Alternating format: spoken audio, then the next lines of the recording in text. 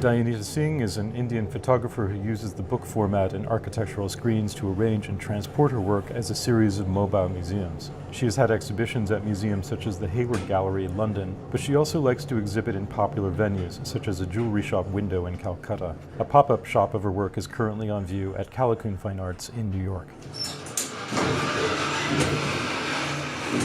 I live in a very beautiful apartment in Delhi. It's very bare, large windows, but windows that only look to the green.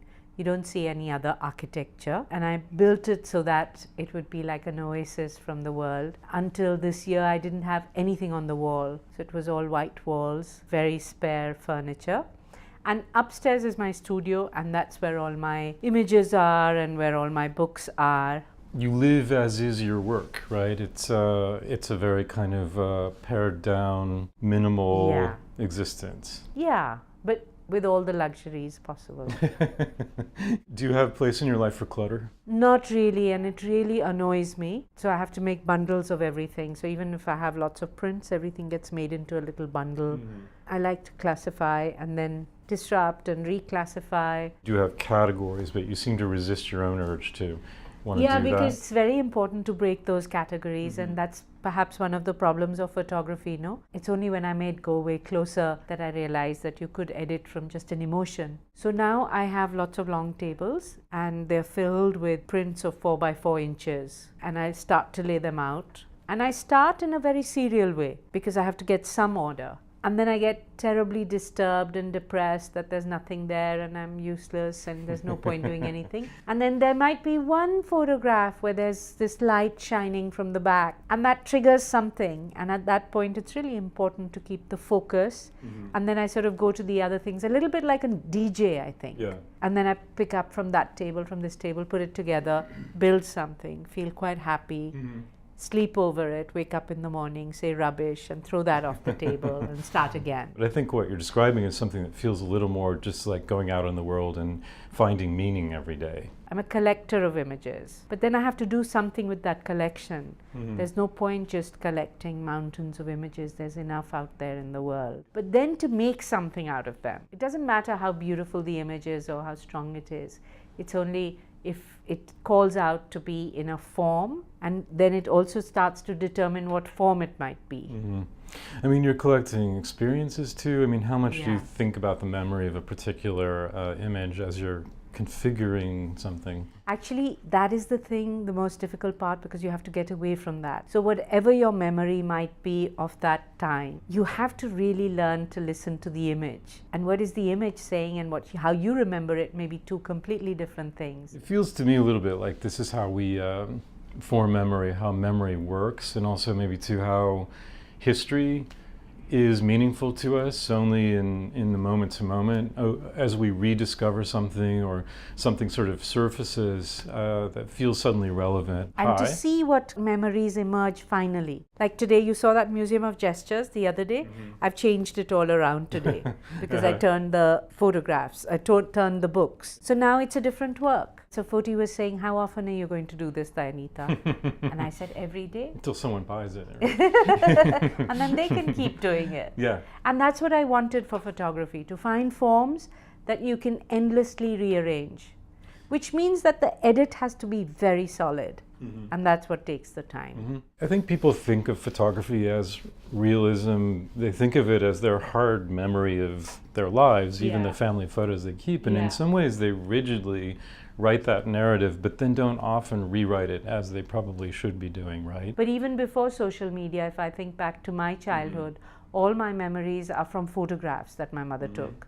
I have very few memories aside from those times that there were photographs of. And I often wonder if there wasn't any photographs, what would I remember? I mean, your work itself is so architectural. You build these screens, you make boxes, you make clothing. There's a utility to it and there's a mobility to it as well. But it seems to me like it's a kind of self-sufficient. Yeah, mobility is very important. Changing is very important. And somehow taking my agency back I can't wait for a museum or a gallery to want to show my architecture work. Today there are museums, tomorrow there may not be. One can't make one's work on the assumption that there would always be these art galleries and museums. So I want to make forms and present them in ways that they can be constantly rearranged. I think it's that fixedness of the print that I so dislike. There's a kind of pragmatism to that. I think people want to think photographs last forever, they outlive us. Maybe they do, but they don't really live that much longer probably than we do. It takes somebody to know what's in the photograph, to treasure it and to give it meaning, really. Well, that's why I got very interested in making family portraits, because when I realized that it was impossible for me to work as a photojournalist, I had this idea that if I made portraits of your family and I gave them to the family, nobody could cherish it as much as you would. And if it was a large enough print and framed, that you would put it on your wall. And that would be my exhibition. So my idea was that if I had my photographs in 300 homes in my lifetime in India, that would be my exhibition. Yeah, that's a great big serial exhibition. But you have photographs now in a shop window in Calcutta. that have been there for a long time. For 10 years. 10 years. Do you want to talk about that? Well, I made the center letter box that you saw in the exhibition, which is 7 accordion fold books that become exhibitions. And I was walking in Calcutta on Park Street. I saw these empty vitrines and I had the box in my hand, went inside, introduced myself to the owner, and he said, "What can I do for you?" And I said, "Well, your vitrines are empty. Could I have them for a day or two?" And he said, "You can have them for as long as you like, because our jewelry is too valuable to put on the street." So I put them in. It was January 2008. And I went back January 2018, and they were still there. And now I've put Museum Bhavan in their place. So that's been my longest running exhibition on Park Street. Probably 10,000 visitors a day. 1% pay attention. And if you start to calculate the numbers, it's more than any museum show. And it's maybe a more focused or just as much attention as people pay in museums now, honestly, too. Yes. They go through and take pictures of things and selfies. Absolutely. And also, too, it's, museums are desperate to get people up to the hill where the museum is this kind of pristine, intimidating Well, thing. that's the reason for making that box, that Museum Bhavan box. An offering to the museums to say, you might want to think about reaching out to people.